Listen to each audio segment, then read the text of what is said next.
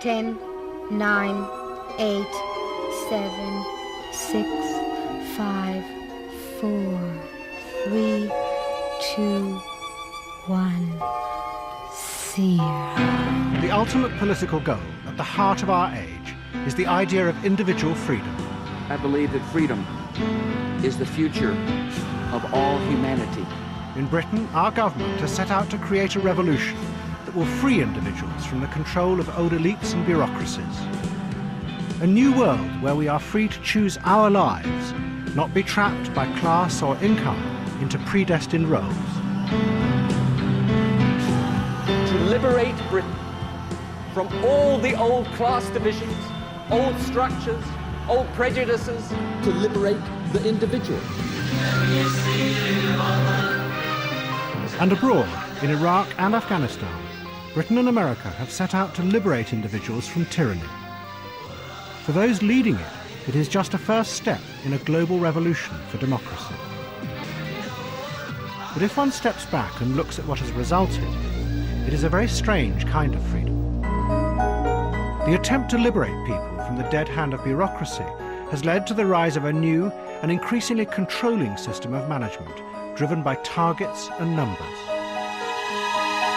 While governments committed to creating freedom of choice in all areas have actually presided over a rise of inequalities and a dramatic collapse in social mobility.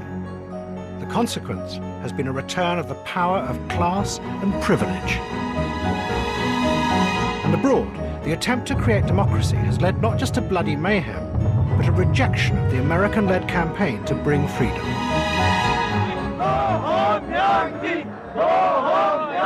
We're here for your fucking freedom, so back up right now! And it has summoned up an anti-democratic, authoritarian Islamism. This, in turn, has helped inspire terrorist attacks in Britain itself. In response, the government has dismantled long-standing laws designed to protect our freedom. This is a series of films about how this strange, paradoxical world came to be created. It begins in the dark and frightening days of the Cold War. And it will show how what we have today is a very narrow and peculiar idea of freedom that was born out of the paranoia of that time.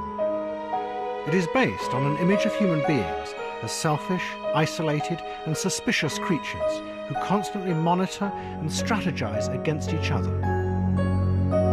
The films will show how politicians and scientists came to believe that this idea of human nature could be the basis of a new type of free society.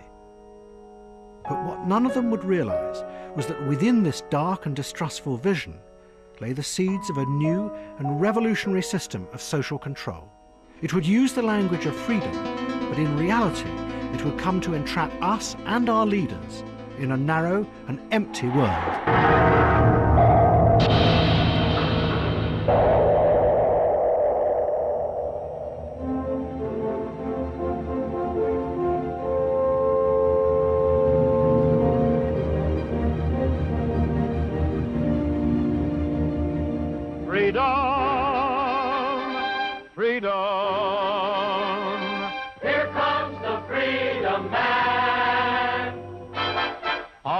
At the end of the Second World War, America and American films celebrated not just victory, but what many believed would be the dawning of a new era.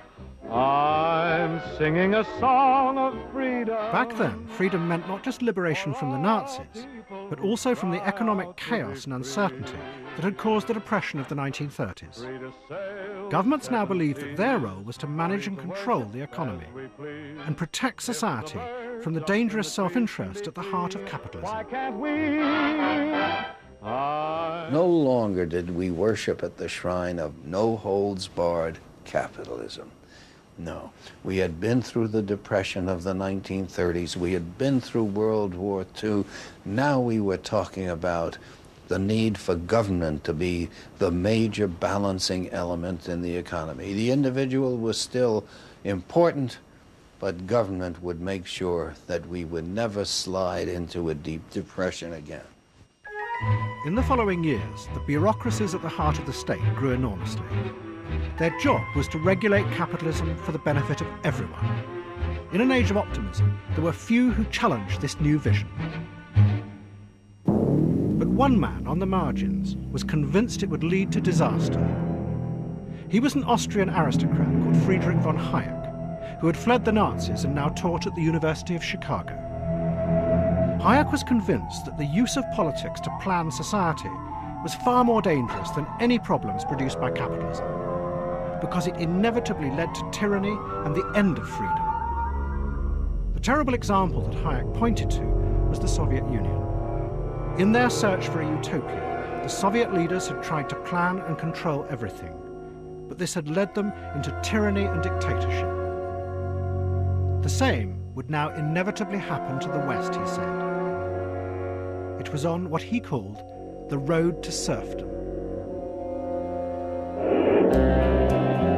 The only way of avoiding disaster was to go back into the past, back to a golden age of the free market, where individuals followed their own self-interest and government played little or no role. Out of this would come what Hayek called a self-directing automatic system, a spontaneous order created by millions of people pursuing their own gain. We will benefit our fellow men most if we are guided solely by the striving for gain. For this purpose, we have to return to an automatic system which brings this about, self-directing automatic system which alone can restore the liberty and prosperity. That is my fundamental conception. Isn't it a philosophy based essentially on selfishness? What about altruism? Where does that come in? It doesn't come in. Hayek's ideas were dismissed by politicians and economists. The notion that one could create social order in a modern complex world simply by unleashing individual self-interest was seen as a failed and discredited idea. But proof that he might be right was about to emerge from the most unlikely of sources, from scientists struggling with the new, terrifying uncertainties of the Cold War. This is the heart of a giant, blast-proof bunker 30 miles north of New York. Built in the late 50s, it housed the largest computer in the world, linked to a system of radars around the world, which constantly watched the Soviet Union. Every second, thousands of pieces of information poured into this room to be analysed for signs of danger. The nuclear strategists who had designed this system knew they were dealing with a completely new type of conflict. Neither side could let it get out of control because of the terrifying consequences.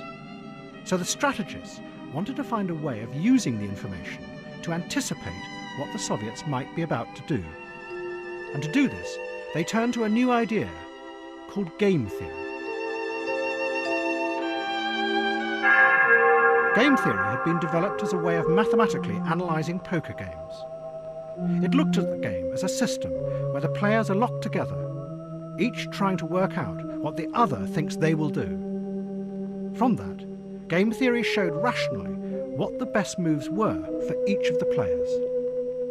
This is a type of war that had never been fought before. And of course, as we all know, it would be so devastating that it's almost impossible to consider all of its consequences. They still wanted to say that there was a rational way to approach such a virtual war. And game theory seemed to offer that to them, that you could, in a sense, incorporate your enemy into your own thinking, that you could mathematically understand what your enemy would do to the point where you and your enemy will play the exact same set of strategies. The Center for Developing Nuclear Strategy was a military think tank called the RAND Corporation. And the strategists at RAND used game theory to create mathematical models that predicted how the Soviets would behave in response to what they saw the Americans doing. Out of this came the fundamental structure of the nuclear age. Hundreds of missiles protected in silos underground, and fleets of bombers in the air 24 hours a day. Just as in a game, they were strategic moves to convince the Soviets that if they attacked, America would always have enough missiles to destroy them in return.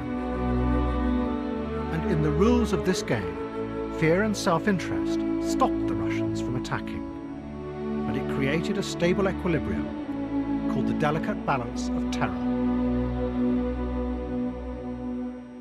Recommending missiles underground, missiles and submarines and all that, was a way of making that much more stable.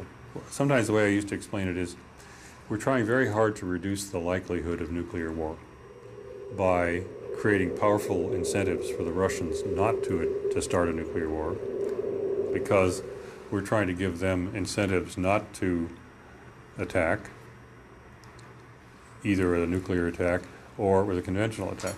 Yeah, so incentives are important in that. Underlying game theory was a dark vision of human beings who were driven only by self-interest, constantly distrustful of those around them. And there was a mathematician at the Rand Corporation who would take this dark vision much further. He set out to show that one could create stability through suspicion and self-interest, not just in the Cold War, but in the whole of human society. He was the mathematical genius, John Nash. Nash was portrayed in the Hollywood film A Beautiful Mind as a tortured hero. In reality, Nash was difficult and spiky.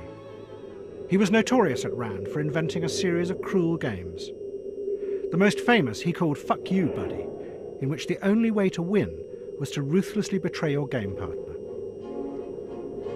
Nash took game theory and tried to apply it to all forms of human interaction.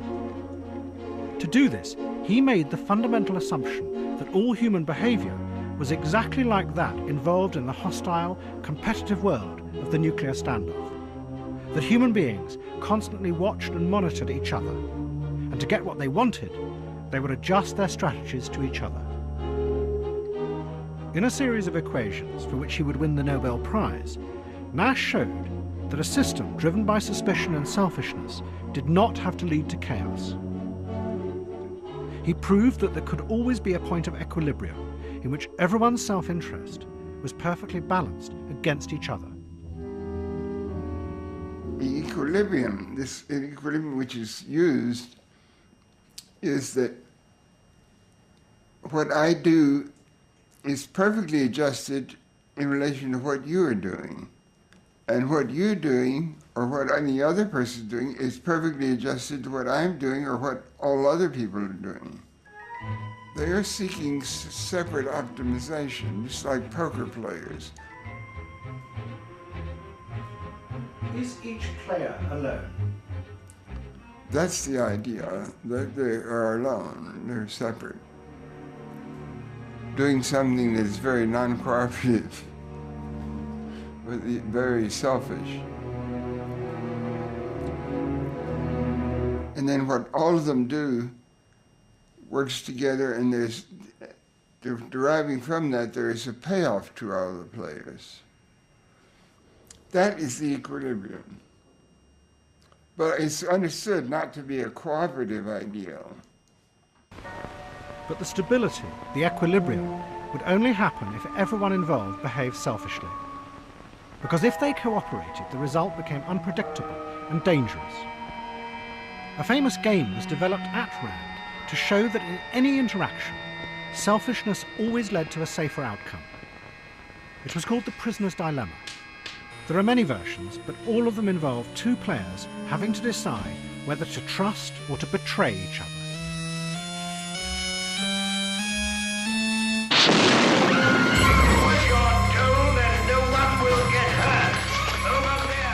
Imagine you have stolen the world's most valuable diamond. You have agreed to sell it to a dangerous gangster. He offers to meet you to exchange the diamond for the money, but you think he may kill you. So instead, you tell him you will take it to a remote field and hide it, while at the same time, he must go to another field hundreds of miles away and hide the money. Then you will call him, and each will tell the other the hiding place. But just as you are about to make the call, you realize you could betray him. You keep the diamond, and then you go and get the money, while the gangster searches fruitlessly in an empty field. But at the very same moment, you realize that he is probably thinking the same thing, that he could betray you. You have no way of predicting how the other person will behave. That is the dilemma. But what Nash's equation showed was that the rational choice was always to betray the other person, because that way, at the worst, you got to keep the diamond, and at the best, you got both the diamond and the money. But if you trusted the other person, you ran the risk of losing everything, because he might betray you. It was called the sucker payoff. What the prisoner's dilemma expressed was the strange logic of the Cold War. The optimum solution, offering to get rid of all your weapons, provided the Russians did the same, could never happen, because you couldn't trust them not to cheat. So instead, you went for stability, created by a balance of dangerous weapons on both sides.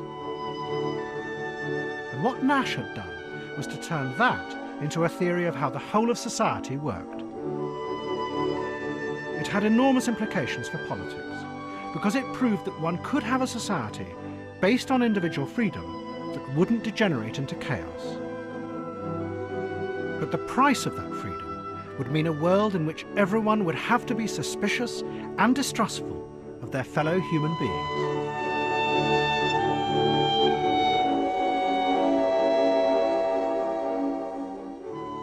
The Nash equilibrium is important because one of the great fears of politics is that self-interest would lead to utter chaos. And what the Nash equilibrium suggests is that rational pursuit of self-interest, even in the face of implacable hostile enemies, will lead to a kind of an order in which all players agree upon the strategies that they're playing, and that those strategies make sense to them. But at the same time, it's also paranoid because it's the idea of a human being sitting alone in a room, being able to totally reconstruct their opponent. Their opponent is totally implacable, totally hostile, and bent on their destruction. But there was a small problem with Nash's equations. They didn't seem to correlate with how human beings actually behave towards each other in the real world. When the prisoner's dilemma game was tested out on the secretaries of the RAND Corporation, none of them played the rational strategy. Instead of betraying each other, they always trusted each other and decided to cooperate.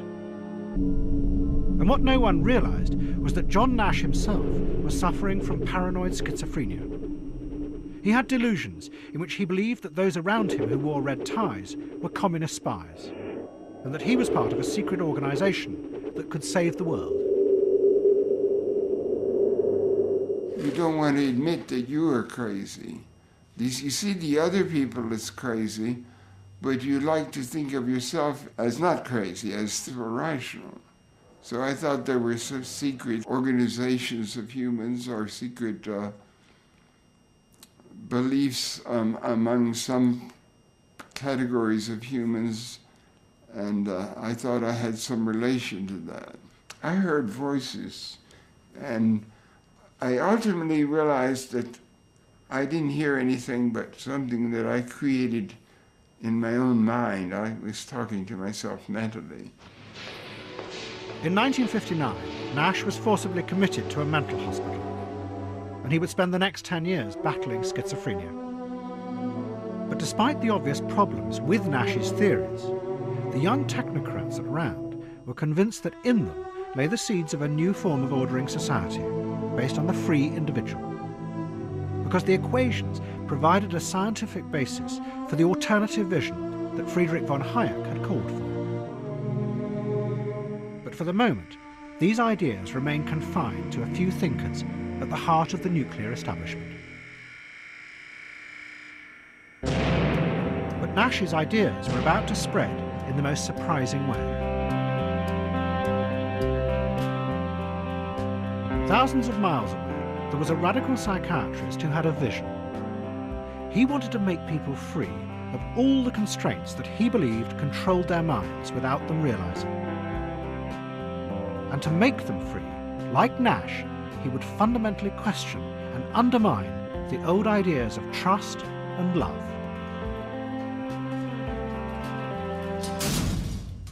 Is love possible? Is freedom possible? Is the truth possible? Is it possible to be one's actual self with another human being? Is it possible to be a human being anymore? Is it possible to be a person? Do persons even exist? R.D. Laing had begun work as a psychiatrist in the mental hospitals in Glasgow in the 1950s. It was a violent, frightening world in which the doctors tried to manage and control schizophrenics as best they could. Lang had noticed that the psychiatrists hardly ever spoke to the schizophrenics. So as an experiment, he took 12 women and spent months talking to them about themselves and their lives. The results were dramatic. After just a few months, all 12 were well enough to leave the hospital. Within a year, Lang discovered that all of them had returned to the hospital. His attempt at a cure had failed completely. After this experiment, these women left hospital, and after another year they were all back again. No one knew why they'd come in the first place, and no one knew why they had to come back again. So that shifted my focus of attention and interest and research interest out into the actual circumstances where this thing called madness is incubated. Lang began to investigate the families of the schizophrenics. His research led him into a hidden, closed world where he studied how the members of the families behaved towards each other in private. And he became convinced that the roots of this madness lay concealed in this unexamined world. The doctors and nurses who used chemicals and ECT to try and return the patients to their families were making a terrible mistake. They were sending them back to the private horror that had first created the madness. If this were true, then the doctors, although they believed that they were doing their public duty and what was best for the patient, were in reality violent agents of oppression. I think it's very important that a doctor remember his duty to give the patient what is best for them in their long-term interest, which isn't always what the patient asks for.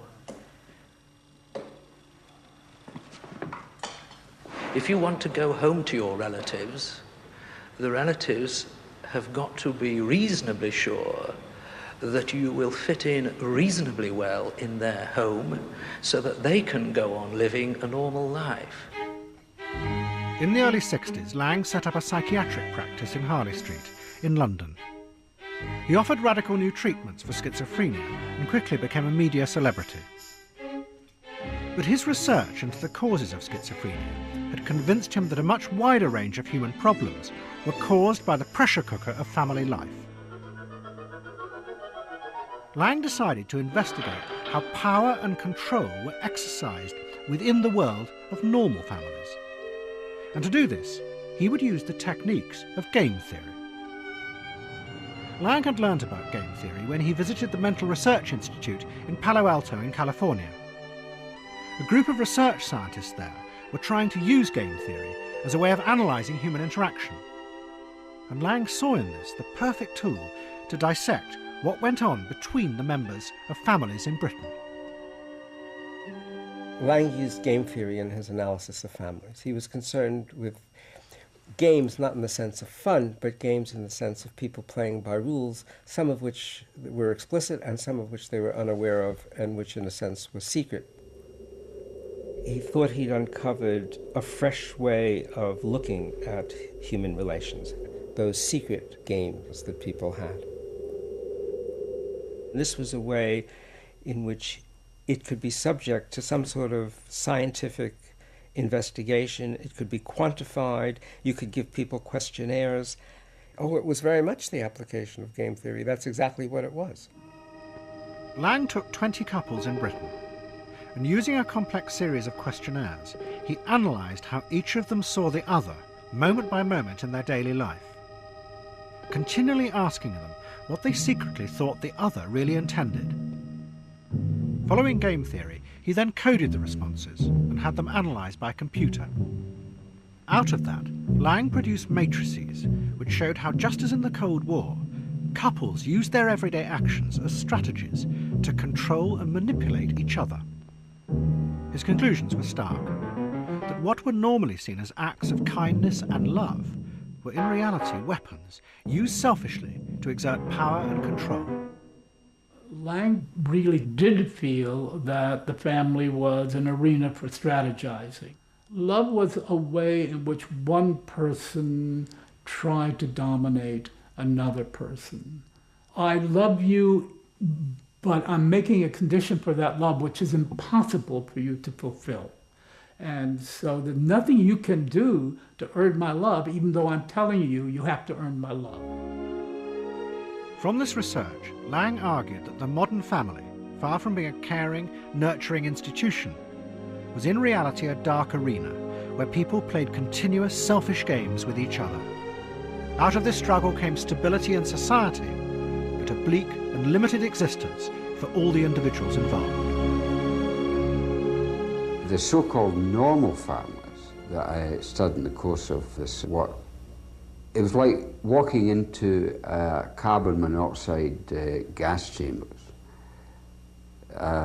People induced their children to adjust to life by poisoning themselves to a level of subsistence existence that they called life. Lang was radicalized by his findings. He believed that the struggle for power and control that he had uncovered in the family was inextricably linked with the struggle for power and control in the world. In a violent and corrupt society, the family had become a machine for controlling people.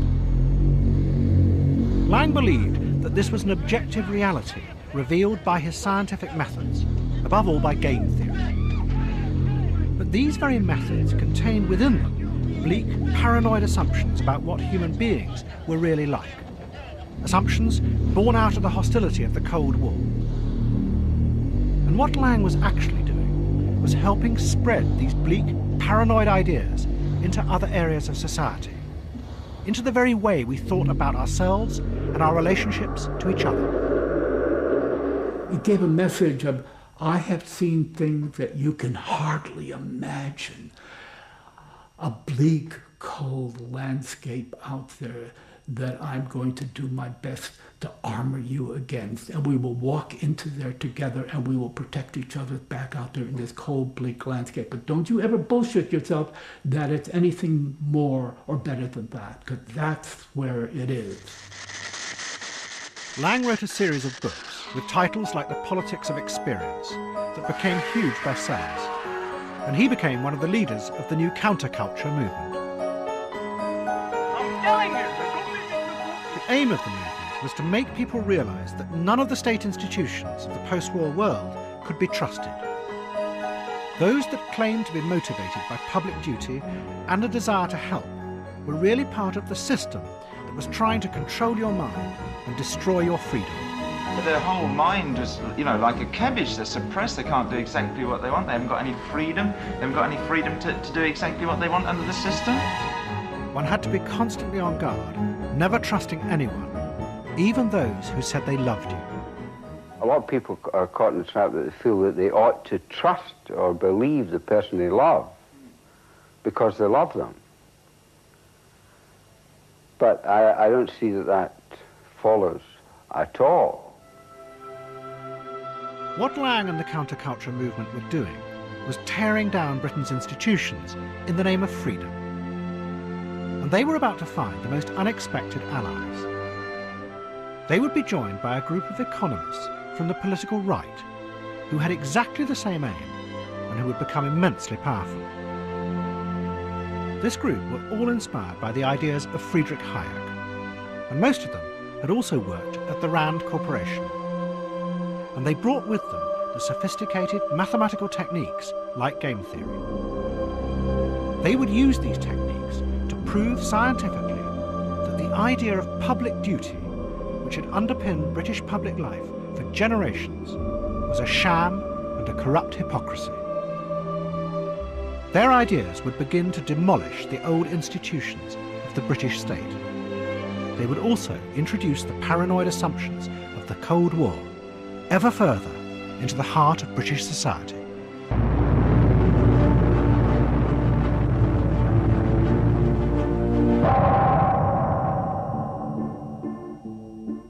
In the early 70s, the government bureaucracies in Britain began to collapse.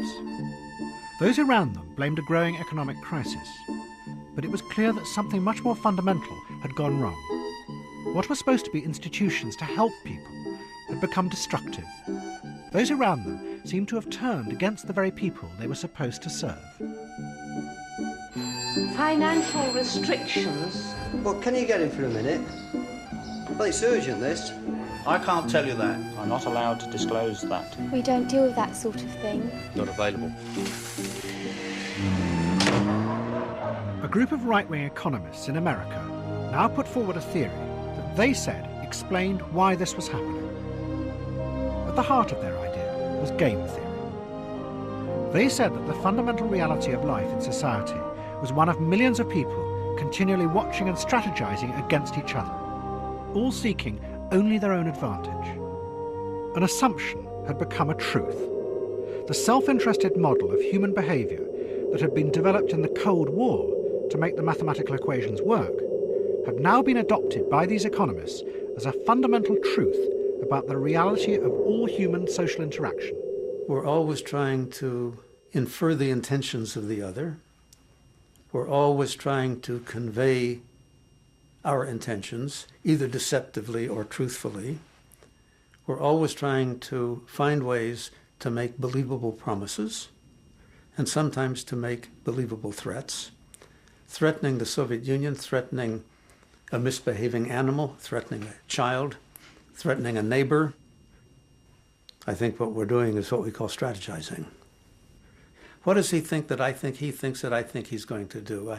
It has to come to some kind of equilibrium. What is it that we can both recognize is the obvious thing to do? What this meant, the economists argued, was that the politicians and the bureaucrats' belief that they were working for what they called the public good was a complete fantasy. Because to do that depended on creating shared goals in society based on self-sacrifice and altruism. But in a world that was really driven by millions of suspicious, self-seeking individuals, such concepts could not exist.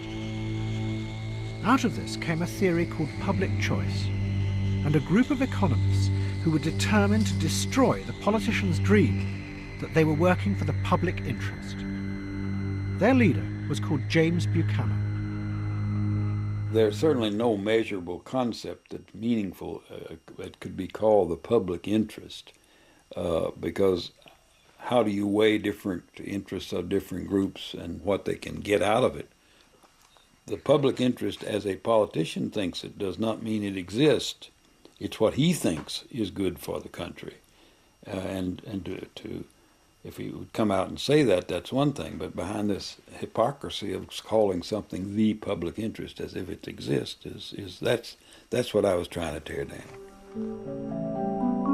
In 1975, Mrs. Thatcher became leader of the Conservative Party, and Buchanan's ideas had a powerful influence on her and the group of radicals gathered around her. A right-wing think tank advising Mrs. Thatcher brought James Buchanan to London for a series of seminars, and he explained starkly why the British state was failing. It was pure game theory. Because there was no agreed version of the public good, the bureaucrats and the politicians schemed and strategized in their own self-interest, building up their power and their own empires. They claimed to be helping others. In fact, it was the very opposite, and the result was economic chaos and a breakdown of society. It was chaos. There is no other word for it. And then public choice theory came along and told us why. It's because the self-interest of the groups that have managed to acquire control of the process is such that they're directing these activities to their own advantage at the expense of the rest of society. When public servants and politicians say they're pursuing the public interest, the words are those of public service, the actions are those of self-interest, maximising personal advantage.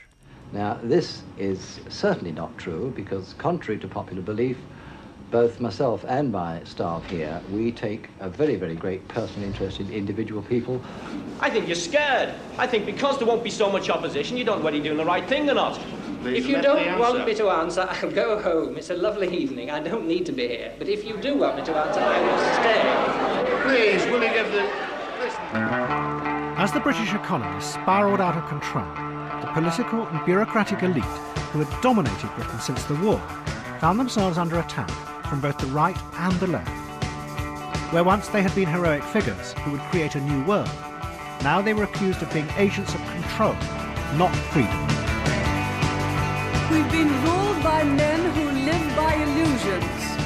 The illusion that you can have freedom by government decree. Then I don't give back. And these new theories began to spread into the public imagination.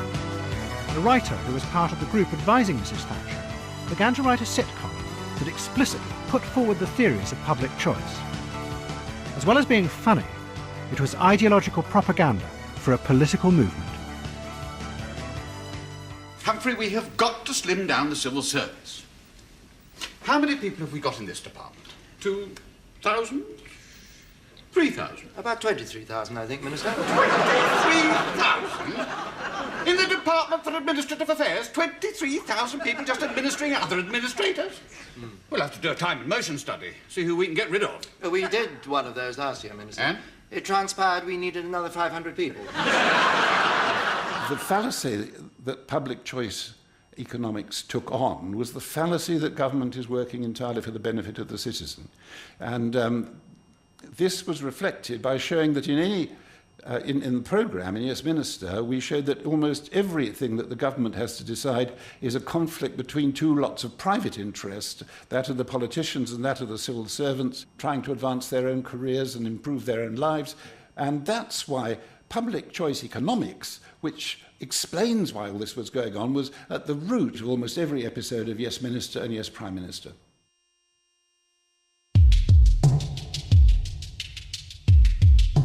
At the same time, R.D. Laing was continuing his assault on what he saw as the corrupt elites. He was about to use his growing power to attack one of the most powerful professions in America, the medical and psychiatric establishment. The results would be dramatic, but the outcome would be very different from what Laing intended. His ideas would undermine the all-controlling medical elite. But far from liberating people, what would actually emerge would be a revolutionary new system of order and control, driven by the objective power of numbers. It's a space where you can meet with her, where she's not going to be frightened that you're going to put her away or that you're going to do anything to her. Laing was now a celebrity in America and was one of the leaders of what was called the anti-psychiatry movement. Psychiatry, Laing said, was a fake science, used as a system of political control to shore up a violent, collapsing society. Its categories of madness and sanity had no reality. Madness was simply a convenient label used to lock away those who wanted to break free. Hundreds of young psychiatrists came to Laing's talks, and one of them was inspired and decided to find a way of testing whether what Laing said was true or not. Could psychiatrists in America distinguish between madness and sanity? He was called David Rosenhan, and he devised a dramatic experiment. He assembled 8 people, including himself, none of whom had ever had any psychiatric problems. Each person was then sent across the country to a specific mental hospital. At an agreed time, they all presented themselves at their hospital and told the psychiatrist on duty they were hearing a voice in their head that said the word thud. That was the only lie they should tell. Otherwise, they were to behave and respond completely normally.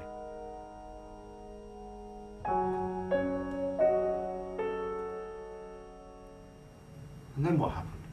They were all diagnosed as insane and admitted to the hospital. All of them? All of them. And were any of them insane? No. There was nobody who could have judged these people as insane. But I told friends, I told my family, I get out when I can get out. That's all. Be there for a couple of days and then I get out. Nobody knew I'd be there for 2 months. Once admitted, all 8 fake patients acted completely normally, yet the hospitals refused to release them, and diagnosed 7 as suffering from schizophrenia and 1 from bipolar disorder. they were all given powerful psychotropic drugs. They found there was nothing they could do to convince the doctors they were sane, and it quickly became clear that the only way out would be to agree that they were insane and then pretend to be getting better. The only way out was to point out that they're correct. They had said I was insane. I am insane, but I'm getting better. That was an affirmation of their view of me. When Rosenhan finally got out and reported the experiment, there was an uproar. He was accused of trickery and deceit, and one major hospital challenged him to send some more fakes to them, guaranteeing that they would spot them this time. Rosenhan agreed, and after a month the hospital proudly announced that they had discovered 41 fakes. Rosenhan then revealed he had sent no one to the hospital. The effect of the Thud experiment was a disaster for American psychiatry. It destroyed the idea that they were a privileged elite with specialist knowledge. But those in charge realized that psychiatry could not just give up. Another way had to be found of understanding and managing people's inner feelings in modern society. And like R.D. Laing, they turned to the objective purity of mathematical analysis. They set out to create a scientific system of diagnosing people's inner mental states, in which all human judgment would be removed and replaced instead by a system based on the power of numbers. They gave up on the idea that they could understand the human mind and cure it. Instead, American psychiatry created a new set of measurable categories that were only based on the surface behavior of human beings. Many were given new names, like attention deficit disorder and obsessive compulsive disorder. Psychiatry says we don't know the causes for any of these conditions, and then just said, this is what they look like. This is what depression looks like. This is what ADHD looks like. This is what PTSD looks like. This is what multiple personality looks like. Whether they exist in any particular way, or they exist in the same way, or if they are the same kinds of things, didn't matter. This is just what they look like. What mattered was that these disorders could be observed and thus recorded. The psychiatrists created a system in which the diagnosis could literally be done by computer. The observable characteristics of each of the disorders were listed precisely, and questionnaires were then designed that asked people whether they had those characteristics. The answers were simply yes and no, so they could be asked by lay interviewers, not by psychiatrists. The computer would then decide whether people were normal or abnormal. The lay interviewer asks specific questions and notes them. That person is not making the diagnosis. That data is fed into a computer. The computer program then looks at the pattern and makes the diagnosis. So the diagnosis was made by the computer. There was no clinical judgment required. The psychiatrists then decided to test this system, and at the end of the 1970s they sent interviewers out across America with the questionnaires. Hundreds of thousands of people selected at random were interviewed. Up to this point, psychiatrists had only dealt with individuals who felt they needed help. This was the first time that anyone had gone out and asked ordinary people how they thought and felt, and the results, when processed by the computers, were astonishing. More than 50% of Americans suffered from some type of mental disorder. These studies revealed very high rates of mental disorder. There are very, very high rates of disorders out there. Half the population has a mental disorder at some point. 17% of the population has a depressive episode at some point. Figures like that. These rates astonish people. They're enormous rates. And the general conclusion was there is a hidden epidemic. More surveys were done, and yet again the computers returned the same disturbing data. The surveys showed that underneath the surface of normal life, millions of people who never before would have been thought of as mentally ill were secretly living with high levels of mental anxiety. The psychiatrists began screening programs across the country. And for many people, the checklists were a liberation. Their private suffering was finally being recognised. I actually heard on the radio they were having a national anxiety screening day. They asked me a bunch of questions, and if you had these symptoms, which it was like 50 symptoms, and I had probably 49 of them, they said, well, what your experience is common. And actually, when I showed up to these meetings, I seen firemen there and construction workers. It was relieving to see that, I wasn't, making this stuff up. These new categories of disorder spread quickly in society, and terms like borderline personality disorder and obsessive-compulsive disorder took hold of the public imagination. But as this happened, it had unforeseen consequences. Millions of people began to use the checklists to monitor and diagnose themselves. They used them to identify what was aberrant or abnormal in their behaviour and feelings. But by definition, this also set up a powerful model for them of what were the normal behaviour and feelings to which they should aspire. And psychiatrists began to find more and more people coming to them, demanding to be made normal. It was just a matter of asking people a couple of questions, checking the boxes in the diagnostic formula and say, there you are, you have this disease, or I have this disorder, I better go to my doctor and tell him what I need. And it was an amazing experience and a great change. Most people do not, previously at any rate, want to see themselves as in some way psychiatrically injured.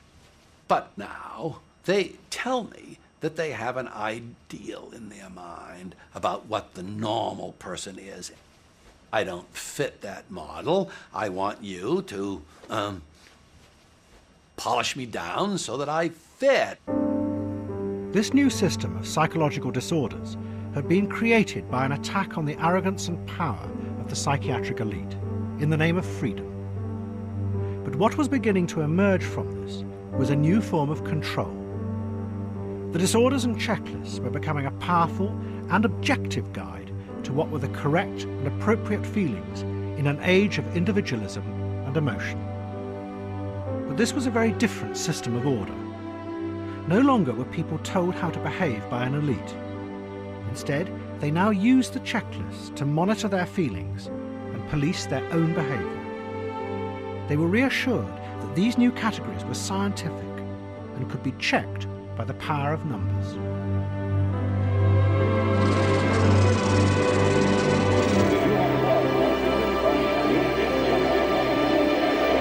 For they are the party of yesterday, and tomorrow is ours.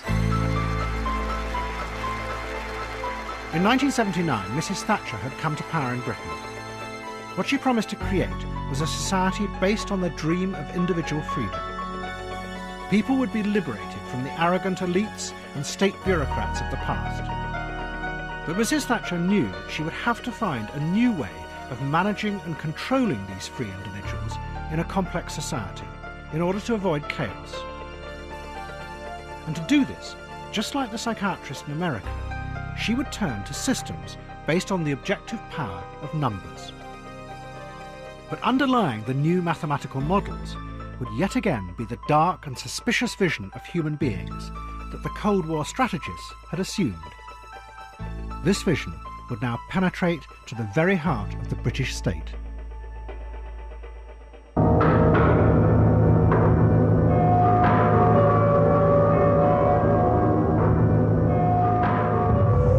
The Thatcher government had begun in the early 80s by selling off many of the state-owned industries. But it soon became clear that in the modern world there were large areas of the state which would have to remain under government control. Yet Mrs. Thatcher was determined to free them too from the old forms of management.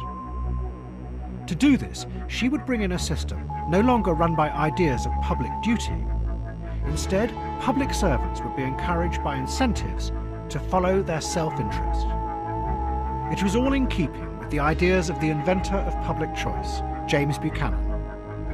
He believed that it was those politicians and bureaucrats who preached the idea of public duty that were the most dangerous, whom he called the zealots. They had to be got rid of.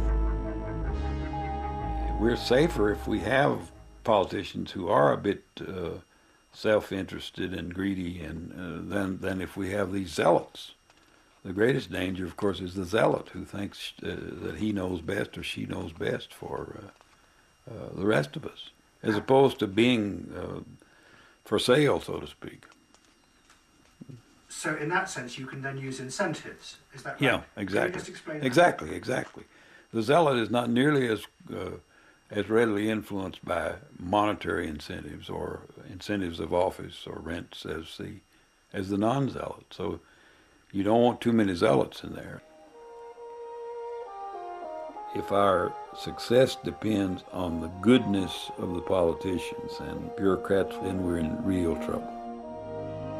It was a dark and pessimistic vision of human motivation, but it was about to become the basis for a new system of managing the British state. The proposals represent the most far-reaching reform of the National Health Service in its 40-year history. They offer new opportunities and pose new challenges for everyone concerned with the running of the service. In 1988, Mrs. Thatcher announced a complete reform of the way the National Health Service was run. The fundamental aim was to overthrow the power of the medical establishment and replace it with a new, efficient system of management. To do this, Mrs. Thatcher turned to a man who had been one of the nuclear strategists at the Rand Corporation at the height of the Cold War. He was called Alan Enthoven. Back in the 50s, Enthoven's job had been to think the unthinkable, to plan how to fight and win a nuclear war. To do this, he had designed a mathematical system which would use nuclear weapons as rational incentives to manipulate the other side. Enthoven had designed charts that showed how many megatons of bombs to drop on which cities, and how many people it would be necessary to kill to prove to the Russians that it was in their self-interest to come to the bargaining table. Out of this, Enthoven had developed a technique he called systems analysis. It was a technique of management that he believed could be applied to any type of human organisation. Its aim was to get rid of all the emotional and subjective values that confused and corrupted the system, and replace them by rational, objective methods, mathematically defined targets and incentives. Enthoven had first tried to apply this system back in the 1960s when he was still in the military. The Secretary of Defense, Robert McNamara, asked him to help transform the way the Pentagon was run. Enthoven began by getting rid of the idea that patriotism should be the guiding force in America's defense, and replacing it with a rational system based on numbers. The approach we brought to the Pentagon was one based on rational behavior. Previously, that had been, at that high level, it was kind of a political thing, and we were trying to make it more an analytical thing. In defense, most people thought it ought to be done on the basis of patriotism. There was quite a bit of that, emotion, feeling, are you patriotic, and so forth. And I was there with my slide rule, you know, my geeky sort of MIT style. Airborne. All the way, sir. Sit down, please. What did the military think of it all? Well, I think that... they hated it. They hated it, yeah. What replaced patriotism and notions of public duty were mathematically measurable outcomes. But McNamara's experiment had ended in disaster when he had tried to run the Vietnam War in a rational, mathematical way, through performance targets and incentives. The most infamous example had been the body count. It had been designed as a rational measure of whether America was winning the war, but in fact troops simply made it up, or even shot civilians to fulfill their performance targets. And in 1967, McNamara had resigned. But Enthoven was undaunted, and next he applied his systems to design a rational way of managing healthcare. He began this in America, but in 1986, Mrs. Thatcher had asked him to come and do the same for the NHS in Britain. Just as he had challenged the power of the generals in the Pentagon, now he would do the same for the doctors in Britain. I think in both cases, with the military and in the Defense Department, and with the doctors both here and in Britain, that you have the power of organized elites, of authority and hierarchy. And the system needed to be reconfigured in such a way as to give incentives to do a better job. And it was a matter of how would you rewire the incentives to motivate the self-interest, to create proper incentives to reward efficiency, and can we measure it? So that was a challenge to the power of organized medicine. What Enthoven proposed for the NHS, he called the internal market. In fact, what it was a mathematical simulation of the free market. Numbers were used to create measurable outputs and performance targets at all levels, while competition was created, driven by a system of incentives. All of this mimicked the pressures of the free market on public servants. To those who set out to create it, it was the engineering of a new freedom. They were liberating millions of public employees from the arrogant control of the old elites. Instead, a new and objective method, based on numbers, set the targets which individuals were then free to achieve any way they wanted.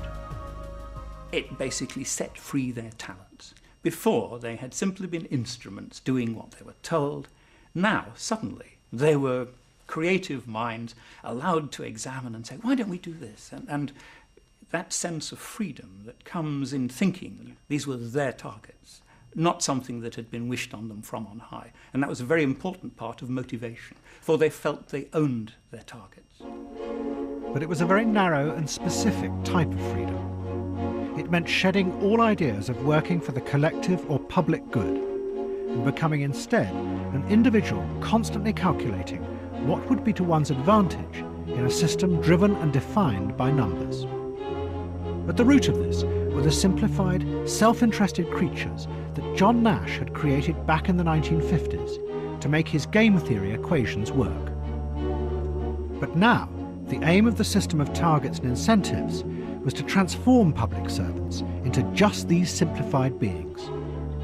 Individuals who calculated only what was best for them and did not think any longer in wider political terms. There is this vision of these individual isolated humans, that they are only information processors, there's no emotion involved, that people don't get their some of their motives for participating in politics from, emotional feelings of being part of something larger than themselves. None of that is allowed in this particular theorem. And so what we have is we have this image of these little information processors who might possibly care about their family or whatever. But I mean, the idea that they have the interests and the welfare of the whole at heart is thought to be naive. This is the middle of the checkpoint. The gates have been opened. The police are making no attempt to stop people as they go through and come back. I have never seen such elation.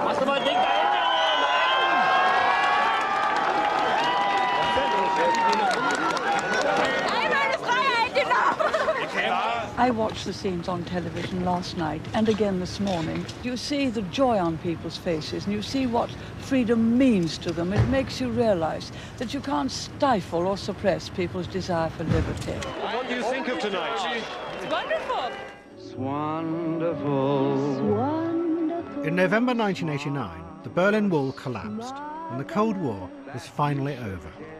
A new era of freedom had begun. But the shape that freedom was going to take would be defined by the victors, the West. And as this programme has shown, the idea of freedom that had now become dominant in the West was deeply rooted in the suspicion and paranoia of the Cold War. Next week's film will show how this idea spreads to take over politics itself, because it seemed to offer a new and better alternative to democracy. What it actually leads to is corruption, growing rigidity, and the dramatic rise of inequality. And we will come to believe that we really are the strange, isolated beings that the Cold War scientists had invented to make their models work. This bleak vision, far from liberating us, will become our cage.